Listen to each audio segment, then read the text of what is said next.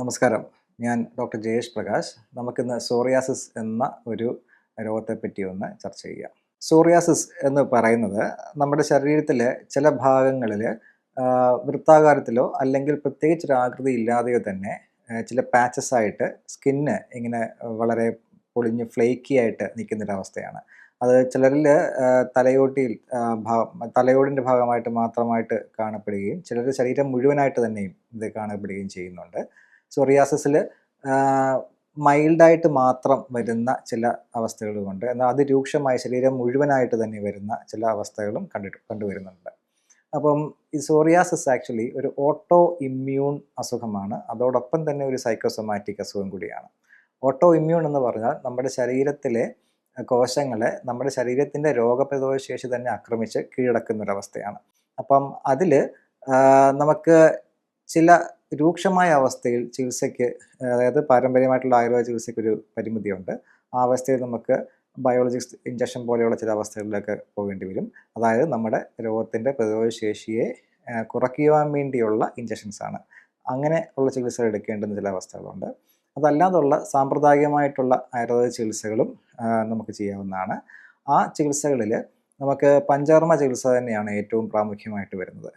വമനം, വിരേചനം തുടങ്ങിയ ശുദ്ധീകരണ പ്രക്രിയകൾ ചെയ്ത ശേഷം ശരീരത്തിന് ശമന ഔഷധങ്ങൾ, അതായത് കഷായങ്ങൾ, ധാരകൾ തുടങ്ങിയ ശമന ഔഷധങ്ങൾ കൊടുത്ത് നമ്മുടെ ശരീരത്തിൻ്റെ ആ ഒരു സിംറ്റംസിനെ ലഘൂകരിക്കുക എന്നുള്ളതാണ് അക്കാര്യത്തിൽ നമുക്ക് ചെയ്യാനുള്ളത്. എന്നാൽ ഓട്ടോ ഇമ്മ്യൂൺ ഒരു അസുഖമായതുകൊണ്ട് തന്നെ ഇത് വീണ്ടും വരാനുള്ള സാധ്യത ചിലരിലെങ്കിലും നമുക്ക് കണ്ടുവരാറുണ്ട്. അപ്പോൾ ആ അവസ്ഥകളിൽ ഈ സോറിയാസിസിനെ ട്രിഗർ ചെയ്യുന്ന ചില പ്രത്യേക സാഹചര്യങ്ങളിൽ നമ്മൾ മാറി നിൽക്കേണ്ടതും അത്യാവശ്യമാണ്. ചിലരിൽ തണുപ്പായിരിക്കാം, നല്ല തണുപ്പുള്ള അവസ്ഥയിലോട്ട് പോകുമ്പോൾ സോറിയാസിസ് ട്രിഗർ ആവുന്നതായിട്ട് കാണുന്നുണ്ട്. ചിലർ ഇൻഫെക്ഷൻസ് ഇതിലൊരു കാരണമായിട്ട്, സ്കിൻ ഇൻഫെക്ഷൻസ് പ്രത്യേകിച്ചും ഒരു കാരണമായിട്ട് വരാറുണ്ട്. നല്ല അലർജിക് ആയിട്ടുള്ള വ്യക്തികളിൽ ചിലപ്പോൾ ഒരു മൈൽഡായിട്ടൊരു അലർജിക് എപ്പിസോഡ് തന്നെയും ഇതിനൊരു കാരണമായിട്ട് നമുക്ക് വരാറുണ്ട്. പിന്നെ സ്ട്രെസ്സും ഒരു കാരണം തന്നെയാണ്. ഈ സോറിയാസിസ് ഉള്ള വ്യക്തികളിൽ വളരെയധികം സ്ട്രെസ്സുള്ള ഒരു അവസ്ഥയിൽ ഈ സോറിയാസിസ് വളരെയധികം ഫ്ലെയറപ്പ് ചെയ്യാനുള്ള ചാൻസ് ഉണ്ട്. അപ്പോൾ അതുകൊണ്ട് തന്നെയാണ് സോറിയാസിസിനെ നമ്മളൊരു സൈക്കോസൊമാറ്റിക് അസുഖം കൂടിയാണ് എന്ന് പറയുന്നത്. നമ്മൾ ഇത്തരത്തിൽ ആയുർവേദത്തിൻ്റെ സാമ്പ്രദായികമായിട്ടുള്ള പഞ്ചകർമ്മ ചികിത്സകളും ശമന ഔഷധങ്ങളും കൊടുത്ത ശേഷം മനസ്സിനെയും കൂടെ ഒന്ന് കാം ചെയ്യുന്ന തരത്തിലുള്ള ചികിത്സകൾ ചെയ്യേണ്ടത് വളരെ അത്യാവശ്യമാണ്.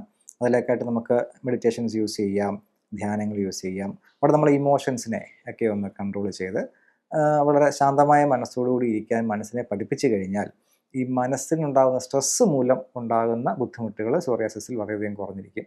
അതോടൊപ്പം തന്നെ നമുക്ക് ആയുർവേദ മരുന്നുകൾ എത്ര കാലം വരെയാണോ നമുക്ക് ആവശ്യമുള്ളത് അത്ര കാലം വരെ കഴിക്കുകയും തുടർന്ന് നമ്മുടെ ശരീരത്തിന് ഈ ട്രിഗർ ഫാക്ടേഴ്സിൽ നിന്നും വിമുക്തമായിട്ടുള്ള ഒരു ജീവിതശൈലിയിലോട്ടൊന്ന് മാറുകയും കൂടെ ചെയ്തു കഴിഞ്ഞാൽ അത് ആഹാര രീതിയും ഉൾപ്പെടും. ചിലരിൽ ഈ പറഞ്ഞ പോലെ വളരെയധികം മാംസാഹാരമോ അല്ലെങ്കിൽ എണ്ണ ചേർന്ന ആഹാരങ്ങളൊക്കെ ചെന്ന് കഴിയുമ്പോൾ സോറിയാസിസ് ട്രിഗർ ചെയ്യുന്നതായിട്ട് കാണുന്നുണ്ട്.